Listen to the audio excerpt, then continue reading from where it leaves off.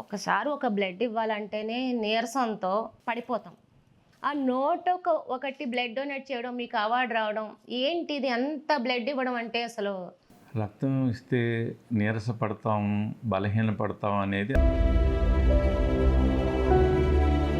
చాలా చాలా అవార్డ్స్, యోగా సంబంధించిన కూడా ఎన్నో అవార్డ్స్ వచ్చినాయి. ఎందుకు ఇంత సింపుల్గా ఉన్నారు? అవార్డ్స్ ఎందుకు బయటికి రావట్లేదు? ఈ యోగులు వీళ్ళందరూ అనేవాళ్ళు పంచభూతాలని ఆధీనంలో పెట్టుకోవడం అనేది నిజమేనా? కాశీలో ఉంటారా? ఇదంతా ఉన్మాదం.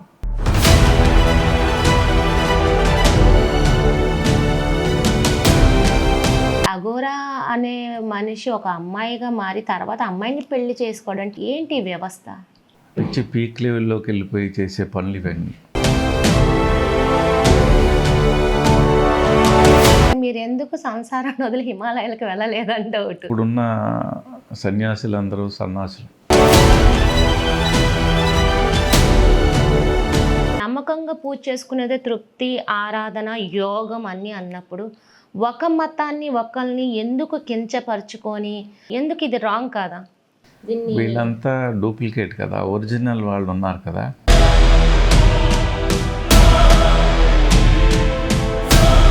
ఇప్పుడు అంత పాపులారిటీ అవ్వడం ఆయన చేసిన తప్పు వల్ల పాపులారిటీ అయ్యారా, లేకపోతే ఇప్పుడున్న సోషల్ మీడియానే వాళ్ళని పాపులర్ చేశారా?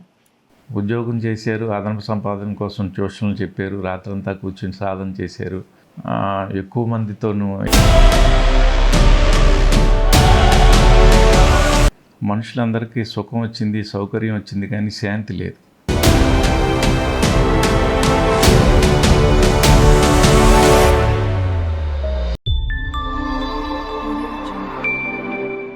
ప్రస్తుత సమాజం ఇప్పుడు ఈ రోజుకి స్టిల్ చూసుకుంటే కులం మతంతోనే నడుస్తుందని చెప్పచ్చు. ఏంటి ఈ కులం? రాజకీయంగా మార్పులు తీసుకొస్తుందా? ఏంటి మతం ప్రపంచంలో గొడవలు తీసుకొస్తుందా? అసలు ఇవన్నీ కాదు. ఆధ్యాత్మికంగా ఉండడం అంటే ఏంటి? సంసారాన్ని వదిలేసి ప్రతి ఒక్కళ్ళు నాకు నేను బతకడమా? ఎన్నో ఉన్నాయి. అసలు రాజకీయం అంటే ఏంటి? అంటే గొడవలు పడడం, ఒక మనిషిని రాజకీయంగా వెన్నుపోటు పడడమే రాజకీయమా? అసలు ఒక మనిషి ఎలా ఉండాలి, ఏం నేర్చుకోవాలి, మన లిమిట్స్ ఏంటి, మనం సంతోషమైన జీవితం గడపాలంటే సంసారం ఉండాలా ఉండకూడదా, ఎలా ఉండాలి, అసలు ఆధ్యాత్మికం అంటే ఏంటి, ఇలాంటి ఎన్నో ప్రశ్నలు అనొచ్చు. కానీ చాలా వరకు ఏంటంటే అందరిని అన్నట్లు చాలా చాతస్థంగా మాట్లాడుతూ ఉండే వాళ్ళకు మాత్రమే ఈ ప్రశ్నలకి, ఈ ఇంటర్వ్యూకి సమాధానం అని చెప్పచ్చు. ఆ ఇంటర్వ్యూ చేస్తున్న పెద్దలు, గురువులు అనొచ్చు, చంద్రబాబు నాయుడు గారికి అమితంగా ఇష్టంగా ఉండే వ్యక్తి అనొచ్చు. ఎందుకు ఇన్ని చెబుతున్నానంటే ఈరోజు ఇంటర్వ్యూ చేయబోతుంది పొలిరెడ్డి ఉమామహేశ్వరరావు గారితో. ఎందుకంటే ఆధ్యాత్మికంగా కానీ, హ్యూమన్కి సంబంధించి మానవత్వ దృక్పథంతోనే కానీ, రాజకీయం కానీ ఎన్నో విషయాలు మనతో షేర్ చేసుకోవడానికి ఈరోజు 6 న్యూస్ శ్రావణితో మీ ముందుకు వచ్చారు. నమస్తే అండి. నమస్తే సార్, వీటన్నిటికంటే ఈ 30 సంవత్సరాల్లో ఒకసారి ఒక బ్లడ్ ఇవ్వాలంటేనే నీరసంతో మీ గురించి ఒక తెలిసిన విషయంగా చెబుతున్నా పడిపోతాం. 101 సెంటిమెంటా, గుళ్ళో 101 కొబ్బరికాయలు, 101 రూపాయలు దక్షిణ ఇవ్వడం, ఇవన్నీ మన హిందూ సంప్రదాయ ప్రకారం. ఆ ఒకటి బ్లడ్ డొనేట్ చేయడం, మీకు అవార్డు రావడం ఏంటిది? అంత బ్లడ్ ఇవ్వడం అంటే అసలు నిజంగా మిమ్మల్ని దేవుడు అనొచ్చేమో. ఈ blood donation is good work and also God work. ఇది నేను నమ్మాను. రక్తం ఇస్తే నీరస పడతాం, బలహీన పడతాం అనేది అపోహ మాత్రమే. Helping makes happy, feel good hormones release అవుతాయి. ఇంకా బావిలో నీరు తోడుతూ ఉంటే ఇంకా ఊరుతూ ఉంటుంది, లేకపోతే మురిగిపోద్ది. అంటే బ్లడ్ ప్యూరిఫై అవడమా బ్లడ్ ఇవ్వడం అంటే? ప్యూరిఫికేషన్ ఆఫ్ మైండ్, అది దానికి దారి ఉన్నది. కానీ ఇవ్వటం చాలా మంచిది. మనకి వాళ్ళు తీసుకునేది మన ఒంట్లో 5 లీటర్స్ ఉంటుంది. 2.5 మిల్లీమీటర్స్, అది చాలా తక్కువ తీసుకుంటారు. ఇది ఒక వారంలో భర్తీ అవుతుంది. మళ్ళీ 1 వీక్ భర్తీ అయిపోతుంది. కానీ మన ఫీల్, నేను సొసైటీకి ఉపయోగపడుతున్నాను అది అది ఉంది కదా, అది చాలా హ్యాపీనెస్.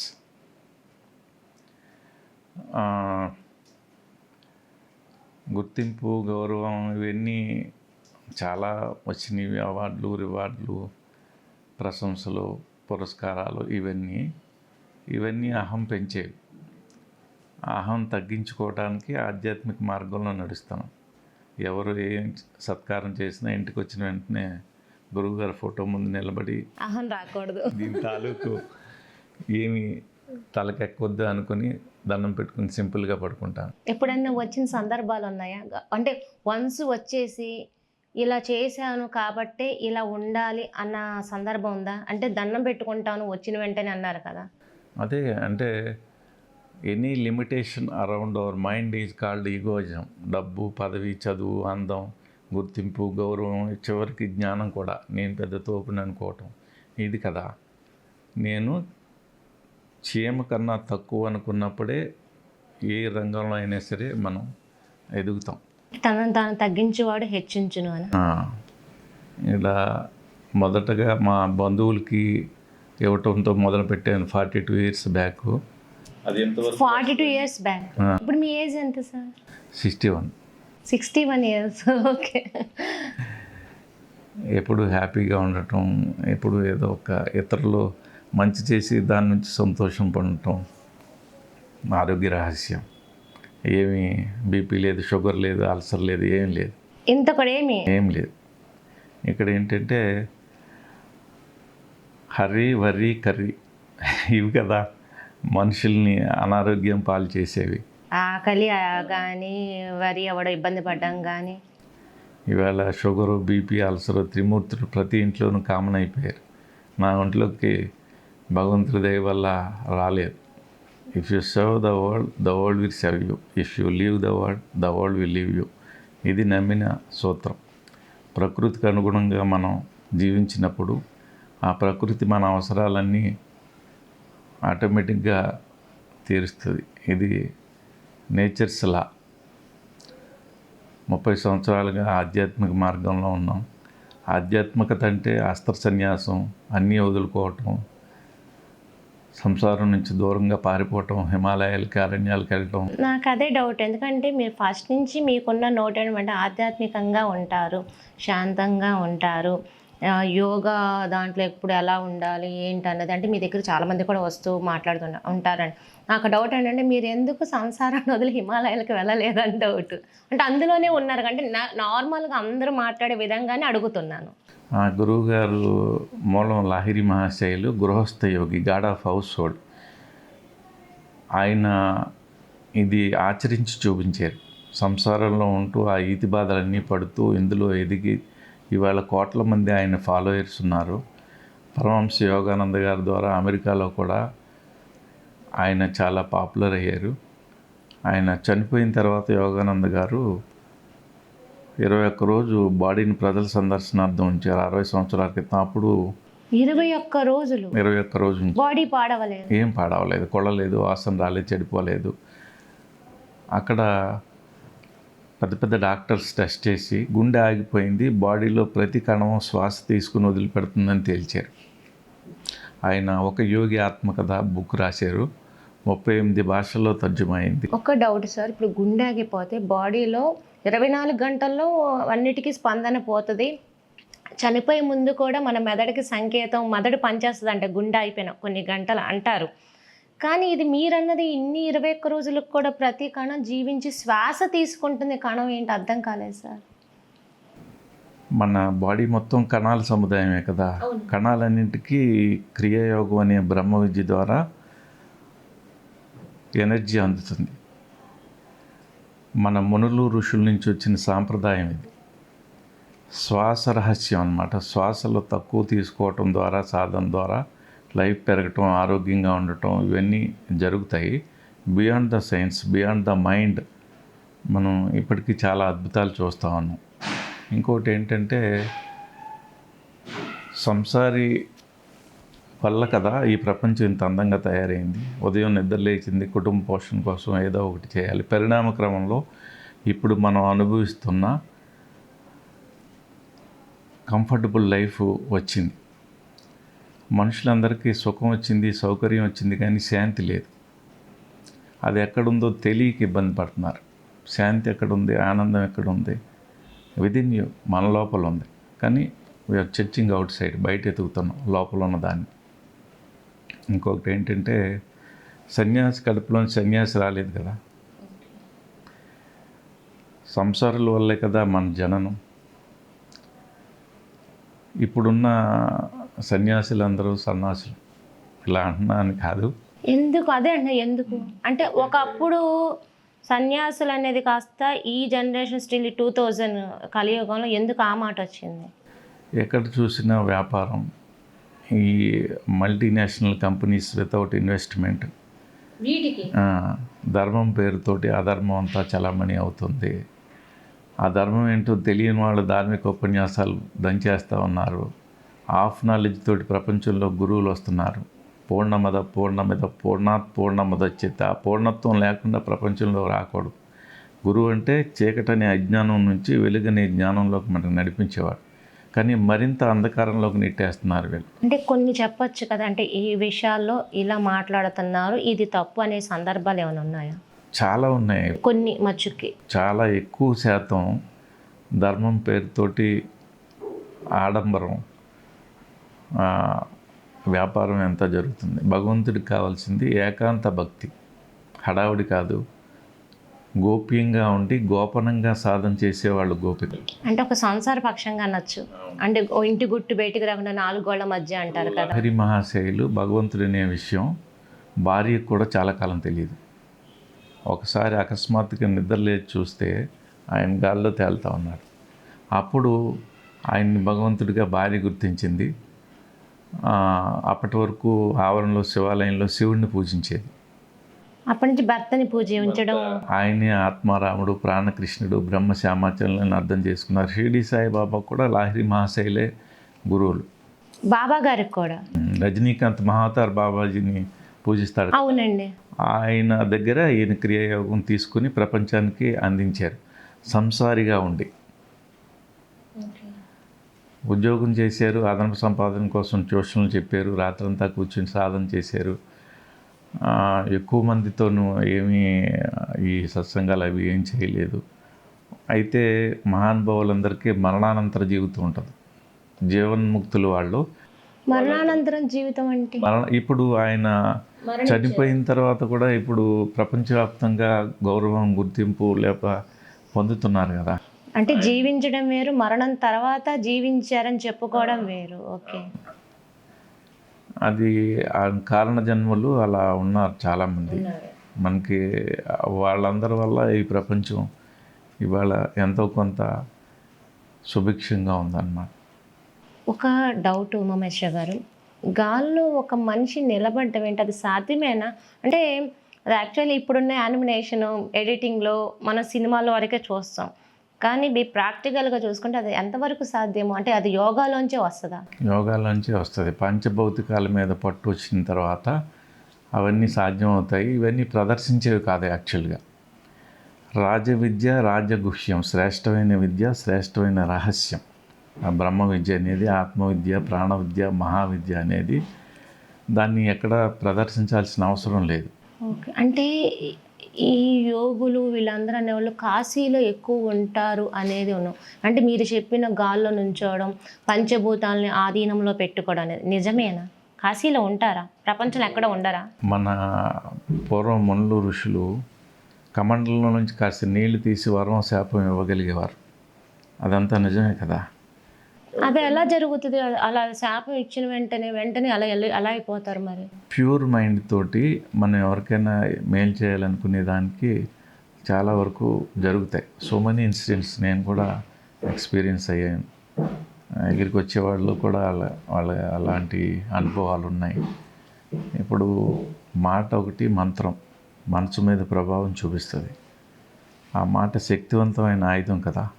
అమృత తుల్యమైన మాటలు ఈ నోటితో మాట్లాడినప్పుడు వాటి ప్రభావం చాలా ఉంటుంది. 4 అంగుళాల నాలుక 6 అడుగుల శరీరాన్ని కూడా శాసిస్తుంది. ఈ నాలుకతో నేను అవాకులు చవాకులు మాట్లాడితే ఈపు దెబ్బతింటుంది. కొట్టాల్సింది నాలుకనా ఈపునా? ఈ నాలుక అడ్డమైన గడ్డి తింటే పొట్టకు ఆపరేషన్ చేయాల్సింది పొట్టక నాలుక. జిహ్వేంద్రియాన్ని గుహ్యేంద్రియాన్ని అదుపు చేసుకోవటం యోగం అన్నారు. ఇక్కడ ఎక్కడో 22 సంవత్సరాల క్రితం గోదావరి జిల్లాల నుంచి నేను ఈ గుంటూరు వచ్చాను. నోరు మంచిదైతే ఊరు మంచిది అవుతారు. ఇక్కడ ఇవాళ నాకు చాలామంది ఆప్తులు ఉన్నారు. మొదలు నేను వచ్చినప్పుడు ఎవరికి తెలియలేదు. 10 కోట్లు ఏమి సంపాదించలేదు, 10 మంది మనసులో స్థానం సంపాదించాను. అసలైన సంపద ఏంటి? ఆ జ్ఞాన సంపద కోసం మహానుభావులైన గురువులందరి పదాలు పట్టుకున్నాం. వీలైనంత ఫాస్ట్గా మైండ్ని ప్యూరిఫై చేసుకోవాలి, ఇంకా ఉన్నతంగా బతకాలి. ఇదే ఎఫెక్ట్. కోట్ల రూపాయల వ్యాపారం వదిలేసి, లక్షల సంపాదన వదిలేసి, ఈయనేంటి యోగా అంటాడు, బ్లడ్ డొనేషన్ అంటాడు, సంఘసేవ అంటాడు, పిచ్చోడా అని నన్ను ఎగతాళి చేసిన వాళ్ళు ఉన్నారు. అప్పుడు ఇప్పుడు నేను వాళ్ళందరికీ చెప్పే సమాధానం ఒకటి: entire world is a mental hospital. ప్రపంచమే పెద్ద పిచ్చి ఆసుపత్రి. డబ్బు పిచ్చి, పేకాట పిచ్చి, మందు పిచ్చి. ఈ పిచ్చిల కన్నా నలుగురు మంచి చేయాలని పిచ్చి నాది మంచి పిచ్చి. పిచ్చిలో కూడా మంచి పిచ్చి. ఓకే ఓకే సరే, ఒక డౌట్ ఉంది. మీరు ఇందాక ఒక మాట అని చెప్పారు, అంటే నేను ఒక మాట అడిగాను. మీకు ఏదన్నా సందర్భాలు ధర్మం ప్రకారం మాట్లాడే వాళ్ళందరూ ఇప్పుడు సన్యాసులు కాదు, వేరే మాట చెప్పారు. ఆ మాట చెప్పడానికి మీరు టీవీనో లైవ్ చూడడం కొన్ని కనిపిస్తూ ఉంటాయి. అలాంటి సందర్భాలు వీళ్ళు చెప్పింది రాంగ్ అనడానికి ఏదన్నా ఉందా అని అడుగుతుంది. సో మెనీ ఇన్సిడెంట్స్ మనం ఈ మధ్య చూసాము. చాలా ఆధ్యాత్మిక పేరుతోటి, భక్తి పేరుతోటి ఎన్ని మోసాలు జరుగుతూ ఉన్నాయో, ఏదైతే అతిపెద్ద విశ్వాసంతో దాంతో ఆడుకుంటున్నారో ఇదంతా మనం చాలా చూస్తున్నాం. అంటే అందరినీ నేను విమర్శించట్లేదు, కొంతమంది ఎక్కువ శాతం ఉన్నారు. డబ్బు చేసుకోవటం ఎందుకు, 5 స్టార్ ఫెసిలిటీస్ ఎందుకు, డబ్బు నగలు ఇవన్నీ, వీటన్నిటి మీద వ్యామోహం పోతేనే కదా మనం ఎదిగేది. అది లేకుండా ఇప్పుడు బోత్ అటాచ్మెంట్ అండ్ ఈగో, ఇవి కదా మనుషుల్ని బంధించేవి. ఒకసారి ఒక డౌట్, ఈ మధ్యన బాగా పాపులర్ అవుతున్న ఒక విషయం అదే, మీరైతే చెప్పగలరని అనుకుంటున్నాను. అఘోరా అంటే ఏంటి? ఇప్పుడు ఈ అఘోరా అనే మనిషి ఒక అమ్మాయిగా మారి తర్వాత అమ్మాయిని పెళ్లి చేసుకోవడం, దీని మీద మత పెద్దలు, గురువులు, దీని గురించి ధర్మం గురించి మాట్లాడేవాళ్ళు రకరకాల ట్రోల్స్ తిరుగుతున్నాయి. ఏంటి వ్యవస్థ? ఇదంతా ఉన్మాదం. ఇక్కడ పిచ్చి పీక్ లెవెల్లోకి వెళ్ళిపోయి చేసే పనులు ఇవన్నీ. సంసారాన్ని మించిన క్షేత్రం ఉందా? ఇందులో ఇబ్బందులు పడుతూ నాకు రోగం వస్తే మందు ఎవరిస్తారు, అన్నం ఎవరు వండి పెడతారు? ఈ భార్యాభర్తల సంబంధం అనేది చాలా గొప్పదన్నమాట. ఇక్కడ marriages are made in heaven అంటారు, పెళ్ళిళ్ళు స్వర్గంలో జరుగుతాయి అంటారు. కానీ కాపురాలు నరకంలో జరుగుతున్నాయి. ఒకరికొకరు హెల్ చూపిస్తున్నారు. తర్వాత 2 రైలు పట్టాలు ఎప్పటికీ కలవు. 2 డిఫరెంట్ బ్యాక్గ్రౌండ్స్ నుంచి భార్యాభర్తలు వచ్చారు, కలిస్తే ప్రయాణం జరుగుతుంది. లైఫ్ జర్నీ కూడా ఇంతే. ఈ విషయం గురించి నేను తానాలో మాట్లాడాను. ఇవన్నీ వేరే టాపిక్స్. కానీ మీరు అడిగిన ఇవన్నీ కూడా భక్తి పేరుతో, భక్తి ముసుగులో చాలా మోసాలు జరుగుతున్నాయి. అవన్నీ మనం చూస్తూనే ఉన్నాం. మనుషులకి భగవంతుడు, ఆధ్యాత్మికత అతిపెద్ద విశ్వాసం. ఈ విశ్వాసంలో మోసం జరిగితే వాళ్ళు ఆ లైఫ్ స్పాయిల్ చేసుకుంటే విలువైన జీవితం, 84 లక్షల జీవరాశుల్లో ఉన్నతమైన జీవితం సద్వినియోగం చేసుకోకుండా ఏదో ఒక పిచ్చిలో పడి కొట్టుకుపోతే ఏమర్థం ఉంది? పిచ్చి ఇక్కడ ఆధ్యాత్మిక రుగ్మతలు అంటారు, స్పిరిచువల్ డిసీజెస్. ఏవో భ్రమలకి, భ్రాంతులకి లోను కావటం, అందులో పడి కొట్టుకుపోవటం, చాలా విలువైన జీవితాన్ని పాడు చేసుకోవటం, ఇదంతా జరుగుతూ ఉన్నది. అసలు ఏంటి అఘోరాలు అనే వ్యక్తులు అసలు బయటికి కనిపించరంట. అది మరి అబ్బాయి అమ్మాయి నాకు తెలిసిన నా నాలెడ్జ్ వరకు వాళ్ళని చూడాలంటే దేవుణ్ణి చూసిన దాంతో సమానం, వాళ్ళ దేవుళ్ళతో సమానం. సో వాళ్ళని చూడలేము, చూసామంటే అసలు అది మనం ఇంకా మనకి విముక్తి వచ్చినట్టే అని అంటారు. కానీ అఘోరాలు ఈ రోజున ప్రజల మధ్యలోకి వస్తున్నారు, పెళ్ళిళ్ళు చేసుకుంటున్నారంటే దీన్ని వీళ్ళంతా డూప్లికేట్ కదా, ఒరిజినల్ వాళ్ళు ఉన్నారు కదా, వాళ్ళు ఏమంత బయటికి రారు. వాళ్ళ దివ్యానందంలో వాళ్ళు ఉంటారు. వాళ్ళు ఒక రకమైన ఆ, తన్మయత్వంలో, పారవస్యంలో వాళ్ళు ఉంటారు. వాళ్ళకి ఇవేం అవసరం లేదు. సంసారం వేరే ఇంకా ప్రకృతితోనే లింక్ అయి ఉంటారట వాళ్ళు. వాళ్ళ గురించినవన్నీ కూడా అపోహలు. దీన్ని ప్రజల్లో ఉన్న అమాయకత్వం, అజ్ఞానం, దీన్ని ఇలాంటి వాళ్ళు స్వార్థపరులు క్యాష్ చేసుకోవటమే తప్ప అదంతా రియాలిటీ కాదు.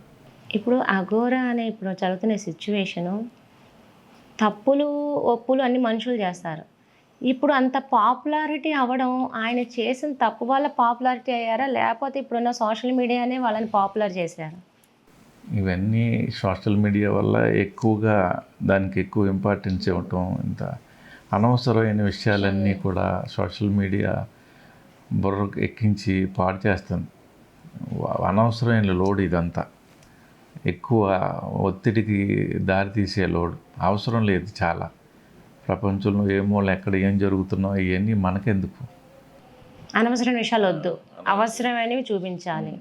అవసరమైనవి ఎంత ఏదో రేటింగ్ కోసం, లేకపోతే ఇంకా పాపులారిటీ కోసం ఇవన్నీ హైలైట్ చేయడం తప్ప అక్కడ ఏం ఉండదు.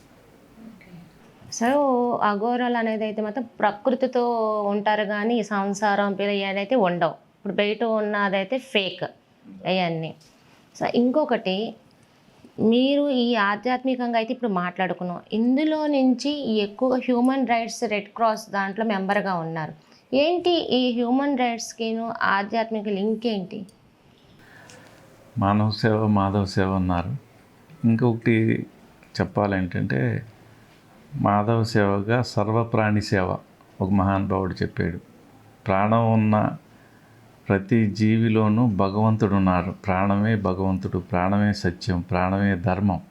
ప్రాణో హి భగవానీశ ప్రాణో విష్ణు పితామహ ప్రాణేన దార్యతే లోక సర్వం ప్రాణమయం జగత్. ఆ ప్రాణం ఉంది కాబట్టి నేను మాట్లాడుతున్నాను, ఆ ప్రాణం ఉంది కాబట్టి మీరు వింటున్నారు. దానికి చేసే అసలైన పూజ ఏంటంటే షట్చక్ర సహిత ప్రణవ సహిత అంతర్ముఖ ప్రాణాయామం. మనం గుళ్ళోకి వెళ్ళినా కూడా ప్రాణాయ స్వహ, అపానాయ స్వహ, ఉదానాయ స్వహ, ప్రాణానికి చేసే పూజే కదా. ఆ ప్రాణం ఎగిరిపోయింది, శవం ఎగిరిపోయింది, శవం అయిపోయింది, ఇంద్రియాలకు అస్తిత్వం లేదు, కళ్ళు చూడలేవు, నోరు మాట్లాడలేదు, చెవులు వినలేవు. ఇవన్నీ జరుగుతున్నాయంటే లోపలున్న ప్రాణరూప నారాయణుడు ఆయన వల్ల జరుగుతున్నాయి. ఆ ప్రాణం లేకపోతే ఏముంది? అంటే దేవుడికి ఒక కొబ్బరికాయ కొట్టి సాంబ్రాణి వెలిగి దీపం పెడితే చాలా పూజ అంటే అది కొంతవరకు ఉపశమనం ఇస్తుంది. మనం సాధనలో అడ్వాన్స్ అయిన తర్వాత, నిగ్రహం వచ్చిన తర్వాత విగ్రహంతో పని లేదు. అంటే స్టెబిలిటీ కొంచెం ప్రపంచంలో అన్ని సాధనలు, బోధనలు, లేదా ఆధ్యాత్మిక ప్రక్రియలు ఇవన్నీ కూడా చంచలంగా ఉన్న మనసుని స్థిరత్వంలోకి తీసుకురావటానికి. ఆ స్థిరత్వమే భగవంతుడు. నిశ్చలం బ్రహ్మ ఉచ్యతే. ఆ నిశ్చలత్వం వచ్చిన తర్వాత అన్ని చోట్ల భగవంతుడే కనిపిస్తున్నాడు. మీలో, అతనిలో, ప్రాణిలో, సకల ప్రాణికోటిలో భగవంతుడే కనిపిస్తున్నాడు ప్రాణం రూపంలో. ఆ స్థితికి చేరిన తర్వాత అదే అద్వైతం. అంటే నీలో ఆత్మ ఉన్నంతసేపు శివం అని, నీలో ఆత్మ లేకపోతే శవం అని అంటారు, నిజమేనా? అంటే అవును కదా. ఆ ప్రాణం లేదంటే శవం అయిపోయింది. ఆ ప్రాణం ఉన్నంత వరకే కదా. ఆ శవం లోపల అంతర్ముఖంగా ప్రాణం రూపంలో ఉంది. ప్రాణమే భగవంతుడు. అదే సత్యం, అదే ధర్మం, సనాతన ధర్మం. సనాతనం అంటే నిత్య నూతనం, ఎప్పుడూ ఉన్నది, ఎప్పటికీ ఉండేది. అంటే సృష్టి ఎలా ఉంది భూమి అని ఒక ప్రశ్న ఇస్తే భౌగోళిక ఆకారంలో అంటారు. శివుడు ఎలా ఉన్నాడు అంటే భౌగోళిక ఆకారం అంటారు. నీ గుండె ఎలా ఉందంటే భౌగోళిక ఆకారం అనొచ్చు. అంటే అన్నీ ఇలాగే ఉన్నాయి. ఇప్పుడు మనం మక్కాలో ఉన్నది కూడా అంటున్న విషయం, అది నిజమా కదా? లోపల కూడా ఉంది శివలింగ ఆకారమే అని కూడా అంటారు. అంటే మొత్తం ఓం నమ శివాయ అనొచ్చా? ఇస్లాం, బౌద్ధం, జైనం, క్రైస్తవం ఇవన్నీ కూడా పుట్టినవి. ఈ పుట్టిన వాటి స్వాభావిక ధర్మం ఏంటి? ఎప్పటికప్పుడు చచ్చిపోవటం. ఇవి కొన్నాళ్ళ తర్వాత ఉండవు. మన సనాతన ధర్మం ఏది ఉందో అది ఎప్పటికీ నిలిచుండేది. ధర్మం అంటే ప్రాణం అని చెప్పాను కదా. ఇక్కడ మామూలుగా ఇది ఒక్కొక్క మహానుభావుని అనుసరించి ఈ ధర్మ సాంప్రదాయాలు వచ్చినాయి. ధర్మ సాంప్రదాయాలు ఇస్లాం, బౌద్ధం, జైనం, క్రైస్తవం. ధర్మం అంటే ప్రాణం. ప్రాణం లేని శవానికి ఏ ధర్మ సాంప్రదాయం కావాలి? ఈ ప్రాణం ఉన్నంత వరకే కదా నువ్వు ఇస్లామా, లేకపోతే బౌద్ధమా, జైనమా, క్రైస్తవా, హిందువా, ఇవన్నీ. ఇప్పుడు సింధు నాగరికత పరివాహక ప్రాంతంలో హిందూ నాగరికత వచ్చింది. ఇది మన సనాతన ధర్మం, ఆ హిందూ ధర్మం అడాప్ట్ చేసుకుంది. కొంతవరకు ఇందులో జరుగుతూ ఉంది. మిగతావన్నీ ఒక 2000 సంవత్సరాల క్రితం లేవు, 5000 సంవత్సరాల క్రితం లేవు. ఇవన్నీ పుట్టినవే కదా. మన ధర్మం పుట్టిందా? దానికి పుట్టుక లేదు, చావు కూడా లేదు. హిందూ ధర్మం వేరు, హిందుత్వం వేరు అంటారు. ఏంటి రెండిటికి భేదం? హిందూ ధర్మం అనేది కూడా ఒక ధర్మ సాంప్రదాయమే. అది సనాతన ధర్మం నుంచి వచ్చింది. సనాతన ధర్మం అంటే మన మునులు, ఋషులు వాళ్ళ నుంచి వంశపారంపర్యంగా హెరిడిటరీగా మనకు వచ్చింది ధర్మం. ధర్మం రక్షతి రక్షిత అంటే ఆ ప్రాణధర్మాన్ని మనం రక్షించినప్పుడు మన మన అవసరాలన్నీ ఆటోమేటిక్గా నడిచిపోతూ ఉంటాయి. ఇంకొకటి, ధర్మం అనే దానికి చాలా విస్తృతమైన అర్థం ఉంది. ఇప్పుడు సోకాళ్ళు స్పిరిచువల్ పీపుల్ చెప్పేది కాదు. ఇతరులకి నువ్వు ఏం చేస్తే మంచిదో అది నువ్వు చేయకుండా చేసేలా ఉండటం, ఇవన్నీ కాదు. అసలు ధర్మం అనేది ప్రాణమే. ప్రాణం లేకపోతే ఏముంది? ఏమి లేదు కదా. ధర్మాన్ని నువ్వు అనుసరించే ధర్మమే నిన్ను కాపాడేద్ది అని అంటారు. ప్రాణధర్మాన్ని అనుసరించాలి, ప్రాణాయామం చేయాలి. ప్రాణాయామం మహాధర్మ, వేదనామపత్య గోచర, వేదాల్లో కూడా చెప్పబడలేదు. సర్వ పుణ్య సారో, అన్ని పుణ్యాలకి మూలం. పాపరాశి తులానల, పాపరాశి మొత్తాన్ని భస్మీపట్లం చేసేది. భగవద్గీతలో కృష్ణుడు అర్జునుడికి చెప్పినప్పుడు కర్మయోగం అన్నారు, లాహిరి మహాశయులు క్రియాయోగం అన్నారు. మన భగవద్గీతలో 5000 సంవత్సరాల క్రితం ఉన్న నాలెడ్జ్ ఇప్పుడు కూడా అప్లికబుల్. మనిషి ఎలా బతకాలి, ఎలా ఉండాలి, ఎలా ఉండకూడదు, సంతృప్తి జీవితం ఎలా బతకాలి అన్నది శ్రీకృష్ణుడు చెప్పింది. సార్, ఒక డౌటు. హిందూ అంటే మతమా? అంటే హిందూ అంటే ఒక బొట్టు పెట్టుకొని నిండుగా పూలు పెట్టుకొని దేవుడికి దండం పెట్టుకోవడమే హిందూనా? అసలు హిందూ అంటే ఏంటి, మతమా? అసలు ఇది అనుసరించారు మన సింధు నాగరికత దగ్గర అనుసరించిన వారే హిందూ నాగరికత. వాళ్ళు ఊహా రూపాల్లో మునులు, ఋషులు చూసిన దేవతా విగ్రహాలను చిత్రించారు, వాటికి రూపం ఇచ్చారు. అవన్నీ ఒకటి ఆధారం. మనకి ఒక మనసు స్టెబుల్గా ఉండటానికి ఒక ఆధారం. ఈత వచ్చే వరకు చూపుతో అవసరం ఉంది. ఈత వచ్చిన తర్వాత బ్రిడ్జి మించి దూకేసి విన్యాసాలు చేయొచ్చు. విగ్రహంతో కూడా పని లేదు, నిగ్రహం వచ్చిన తర్వాత. అన్ని చోట్ల భగవంతుడిని చూడగలిగినప్పుడు ప్రత్యేకంగా ఇంత ప్రతిమలోనే ఎందుకు చూడటం? అది పరిమితం. దీనికి మించి ఎక్కడ అన్ని చోట్ల ప్రాణం ఉంది. ఆ ప్రాణాన్ని చూడగలిగితే భగవంతుని అన్ని చోట్ల మనం చూడగలుగుతాం. ఈశ్వర సర్వభూతానాం హృద్దేశార్జున తిష్టతి. ఈశ్వరుడు ప్రతి హృదయంలో ఉన్నాడు. హృదయం అంటే ఇక్కడ 2 కనుబొమ్మల మధ్యన బ్రుకుటి, ఇక్కడ చూడగలుగుతాం. 2 కళ్ళు మూసుకున్నప్పుడు 3వ కన్ను తెరుచుకుంటుంది. అదే ధ్యానం అవ్వచ్చు, అదే క్రియాయోగం. ధ్యానం అంటే ఇప్పుడు జరుగుతున్నదంతా ధ్యానం పేరుతోటి పరధ్యానం. ఓకే. ఇక్కడ what is meditation? Meditation is nothing but sitting sleep లాగా తయారైంది. అజ్ఞానంతో, హాఫ్ నాలెడ్జ్తో గురువులు ప్రపంచంలోకి వస్తున్నారు. ఈ అర్ధజ్ఞానం అభిమన్యుని కూడా చంపేసింది. యాక్చువల్ మెడిటేషన్ అంటే అయుద్ధ్, మైండ్ వితౌట్ కాన్ఫ్లిక్ట్, సంఘర్షణ లేని మనసు Ayodhya. Rama the knowledge, Ravana the ego, వెరితల్లేసిన అహంకారం. సీత బుద్ధి. సీత అనే బుద్ధిని రావణుడనే అహంకారం ఎత్తుకెళ్ళిపోయినప్పుడు రాముడనే జ్ఞానం రావణుడనే అహంకారంతో యుద్ధం చేసి తిరుగు సీతాబుద్ధిని వెనక్కి తెచ్చుకున్నారు. ఎవరి సాయంతో? లక్ష్మణుడు ఆంజనేయ స్వామి సాయంతో. లక్ష్మణుడు హై అలర్ట్నెస్, ప్రతి క్షణం అప్రమత్తత లక్ష్మణుడు. శ్వాస పవనపుత్రుడు ఆంజనేయుడు. ఇది యాక్చువల్ రామాయణం. మనలో 100 కౌరవ భావాలు, డెవనిక్ క్వాలిటీస్, 5 దైవీ గుణాలు పాండవులు. ఈ రెండింటి మధ్యన కురుక్షేత్రం ఈ దేహంలో ఎప్పుడూ జరుగుతూ ఉంటుంది. దేహో దేవాలయ, క్షేత్రం దేహమే దేవాలయం. ఈ దేహమే దేవాలయం. దాన్ని ఎంత ప్యూరిఫైడ్గా మనం ఉంచుకుంటాం. ముందు దీనికి mind purification. Mind is the enemy. శత్రువు లాంటి మనసుని సాధనతో మిత్రుడిగా మార్చుకోవచ్చు.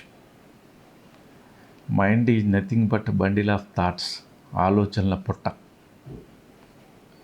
బ్రెయిన్ వేరు, మైండ్ వేరు కదా. ఈ మైండ్ అనేది శరీరంలో అన్ని చోట్ల ఉంటుంది. ఆలోచన, మన ఆలోచనలు సకారాత్మకంగా ఉన్నాయి, సకారాత్మకంగా రిజల్ట్స్. ఒక 3 years కిందట, 4 years అయిందేమో గుర్తులేదు సార్, కోటప్ప కొండ దగ్గర మేము మీడియా వాళ్ళం కాబట్టి ఒక స్టోరీ లైన్, అక్కడ విషయాలు తెలుసుకోవడానికో వెళ్తాము. అక్కడ ఒక పెద్ద ఆయన 80 ఏళ్ళు ఉండొచ్చేమో, అంటే ఇది ఎంతవరకు కరెక్టో నాకు తెలీదు.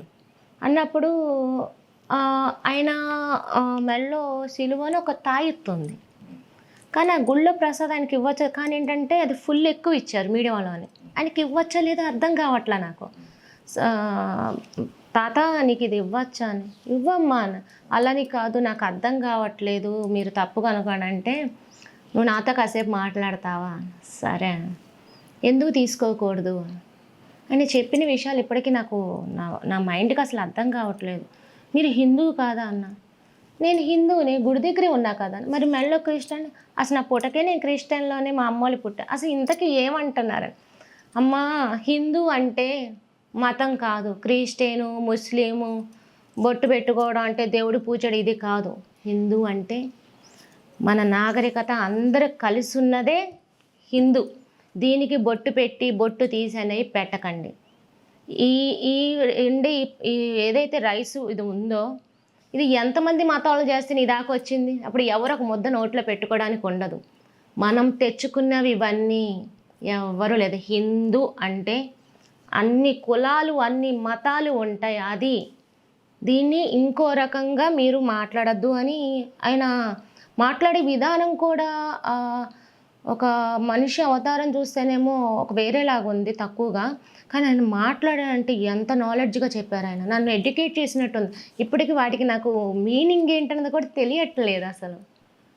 మహాపురుషులందరూ వాళ్ళు మరుగుపరుచుకుంటారు. ప్రపంచానికి తెలియకుండా గుప్తంగా బతుకుతారు.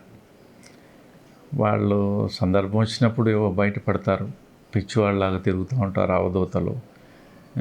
అసలు యోగి అంటేనే పావలవంతు పసితనం, పావలవంతు పిచ్చితనం, 50% జ్ఞానం.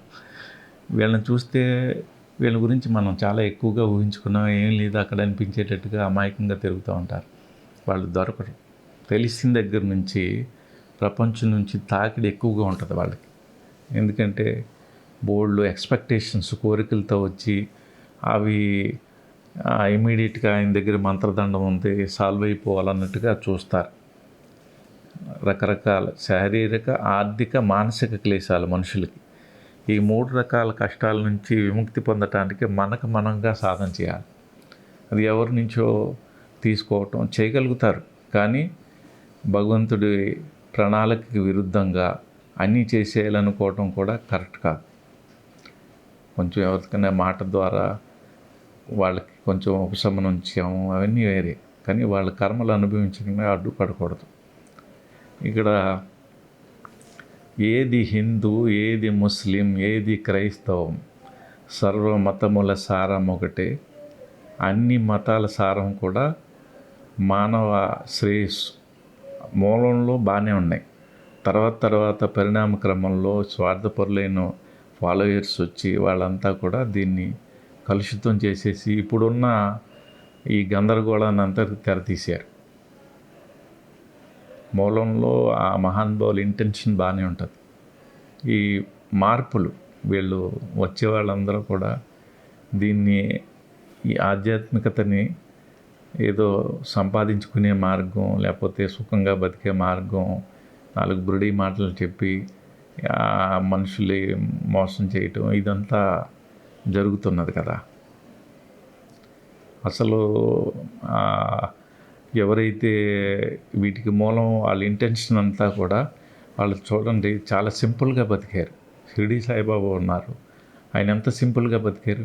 ఆయన ఒంటి మీద సరైన బట్ట ఉందా, ఉండటానికి మంచి గూడు ఉందా, కానీ ఆయన విగ్రహానికి ఎంత పెద్ద ఇది ఉంది. ఇవాళ ప్రపంచవ్యాప్తంగా ఆయనకి భక్తులు ఉన్నారు. ఆయన బతుకున్నప్పుడే నేను ఇంత సింపుల్ అని చూపించి అందరిని అలాగే తీసుకొచ్చారు, కానీ ఆయన చనిపోయిన తర్వాత ఆయనకేమో ఆకాశాన్ని ఉంటుంది. అందరికీ కూడా రాముడి కాలంలో ఆయన భగవంతుడిగా గుర్తించిన వాళ్ళు ఎంతమంది సమకాలీనులు. చాకలోడు తిట్టాడు, వాళ్ళ జీవితం త్యాగమయంగా ఉంటుంది భగవంతుడిగా వచ్చిన వాళ్ళు, అవతార పురుషులు వాళ్ళంతా. కానీ తర్వాత వాళ్ళకి మరణానంతరం జీవితం ఉంటుందన్నమాట. కొన్ని వేల సంవత్సరాలు వాళ్ళు ఉంటానే ఉంటారు. ఆయన సబ్కా మాలిక్ ఏక్ అనేవారు. అందరిలో ఉన్న ప్రాణం ఒకటి, ఆ ప్రాణమే భగవంతుడు, అదే సత్యం. ఈ లహరి బాబా కాన్సెప్టే అది. ఇక్కడ వచ్చారు చాలామంది మహానుభావులు, వాళ్ళ ఇంటెన్షన్ అంతా కూడా మానవ శ్రేయస్సు. కానీ ఆ వెనకాల కొంతమంది చేరి వాళ్ళు దాన్ని పాడు చేస్తారు. ఓకే సార్, ఒకటి ఇదైతే ఈ ఆధ్యాత్మిక ఒక ఫైనల్ డౌట్. మనిషి జీవితం మొత్తం నమ్మకం మీదే నడుస్తుంది. మనం నమ్మినదే మనకు సంతృప్తి, మనకు ఆనందం. అలాంటప్పుడు నేను బయట జరుగుతుందే చెప్తున్నాను, ఎవరికి నమ్మకమైనది రాయిని మొక్కుతారో, శిలువును మొక్కుతారో, అల్లాని మొక్కుతారో, ఏదైనా సృష్టిలోనే ప్రతిదీ దైవం ఉంటుంది. అలాంటప్పుడు నమ్మకంగా పూజ చేసుకునేదే తృప్తి, ఆరాధన, యోగం అన్నీ అన్నప్పుడు ఒక మతాన్ని ఒకరిని ఎందుకు కించపరుచుకొని వాళ్ళు దేవుని జీసస్ నుంచి వాళ్ళేదో ఇష్టమో ఏదన్నా మాట్లాడుకుంటే ఇక్కడ ఇంకొకరు అనడం, హిందూ గురించి మాట్లాడుకుంటే వాళ్ళు, మళ్ళీ ఇందులో నుంచి ఇస్లాం ఎందుకు వస్తున్నాయి? ఎవరి నమ్మకం వాళ్ళది, ఎవరి ఆరోగ్యం వాళ్ళది, ఎవరి యోగం వాళ్ళది. ఎందుకు ఇది రాంగ్ కాదా? Belief is relief, faith is construction, doubt is destruction. మనం పూర్తి స్థాయిలో నమ్మినప్పుడు రాయి నుంచి కూడా మనం ఎనర్జీ పొందుతాం. ఇంకొకటి ఏంటంటే ఈ కులాలకు సంబంధించి, మతాలకు సంబంధించి ఈ ఘర్షణలు ఇవన్నీ కూడా పరిమిత తత్వం. మనకి నేర్పిన ధర్మం ఏంటంటే విశ్వమానవ సౌభ్రాతృత్వం, విశ్వమానవుడిగా ఎదగటం. ఎక్కడ కూడా ఈ కులాల సంకురాలు లేవు, మనకి మతాల ఘర్షణ లేవు. ధర్మం ఒకటి, అందరూ బాయ్ బాయ్ మామూలుగా. ఇప్పుడు ఈ రాజకీయ నాయకుల ప్రయోజనం కోసం ఇంకా ఇవన్నీ కూడా ఒక లేని సమస్యని సృష్టించి దాని నుంచి లబ్ధి పొంది అందలానికి ఎక్కాలనుకునే అత్యాస వాళ్ళ మనుషులు, సెల్ఫిష్ పీపుల్ వల్ల ఇవన్నీ వస్తున్నాయి. అంటే కుల మత భేదం మా పిత త్యాగిని అమర బాపూజీ వెలసిన దేశం, వందే మాతరం ఒప్పుకోవచ్చా? ఆయన సింపుల్గా గడిపారు. ఆయన గురించి కూడా ఇప్పుడు విమర్శలు చేస్తున్నారు. ఆయన అలా చేయటం వల్ల మనం ఇబ్బందులు పడుతున్నాం. వాళ్ళు ఎన్ని త్యాగాలు చేస్తే ఇప్పుడు మనం అనుభవిస్తున్న స్వేచ్ఛ వచ్చింది. అది కాకుండా జీవితాన్ని త్యాగం చేసిన మనుషుల గురించి కూడా ఆ స్వార్థ బుద్ధితోటి విమర్శించటం, వాళ్ళని విలన్లాగా సృష్టించటం. అంటే మైండ్లో ఏ ఆలోచన వస్తే దాన్ని అలా విమర్శించేయడం. మహాత్మా గాంధీ నుంచి మానసిక క్రమశిక్షణ మనం నేర్చుకోవచ్చు. Discipline it self is God. క్రమశిక్షణ, ఇండిపెండెంట్గా బతకడం కూడా నేర్చుకోవచ్చు. ఆయన ఎలా బతకాలి, ఎలా సింపుల్గా ఉండాలి. మనకు ధర్మం నేర్పింది అంటే సింపుల్ లివింగ్, హై థింకింగ్. రోటీ కావో ఓ भगवान का रोटी खाओ, भगवान का ప్రేయర్ కరో, అదే కదా. సింపుల్. ఇంకొకటి మీ గురించి కొన్ని విషయం అంటే చాలా చాలా అవార్డ్స్, హ్యూమన్ రైట్స్కి సంబంధించి మీరు బ్లడ్ ఇవ్వడమే కానీ, ఆధ్యాత్మికంగా కానీ, యోగా సంబంధించి కూడా ఎన్నో అవార్డ్స్ వచ్చినాయి. ఎందుకు ఇంత సింపుల్గా ఉన్నారు? అవార్డ్స్ ఎందుకు నాకు ఇలా వచ్చింది? ఒక్క చిన్న ఎమ్మెల్యే గానో మినిస్టర్ గారు ఏదన్నా ఇచ్చినా ఈరోజు సోషల్ మీడియాలో అసలు మామూలుగా తిరగదు. మరి ఇన్ని అవార్డ్స్, ఇన్ని ప్రతిభలు, ఇన్ని ఒక్కొక్క డిపార్ట్మెంట్ సంబంధించిన ఇన్ని దాంట్లో మీరు తీసుకున్నప్పుడు ఎందుకు బయటికి రావట్లేదు? నాకు ఈరోజు మీ గురించి ఒక హ్యూమన్ రైట్స్ ఉన్న పెద్ద వ్యక్తి, మీరు ఆయన చెయ్యాలి అసలు కావాలని చెప్తే మీ గురించి తెలుసుకోవడానికి నాకు ఒక 10 రోజులు మీతో ఇంటర్వ్యూ చేసిన అవదేమో అన్ని విషయాలు తెలుస్తాయి అన్నట్టు చెప్పారు. 7-8 సంవత్సరాల నుంచి బ్లడ్ డొనేషన్ గురించి నేను బయట కొంచెం ఎలివేట్ చేస్తూ ఉన్నాను. అంతకుముందు వరకు సెల్ఫ్ సాటిస్ఫాక్షన్ కోసం ఒక మంచి పని చేస్తున్నాం అనే ఫీల్తో చేశాం. ఒకసారి ఆంధ్రజ్యోతిలో వచ్చింది, అప్పుడు అందరికీ తెలిసింది. తర్వాత ఇండియన్ ఎక్స్‌ప్రెస్‌లో వచ్చింది.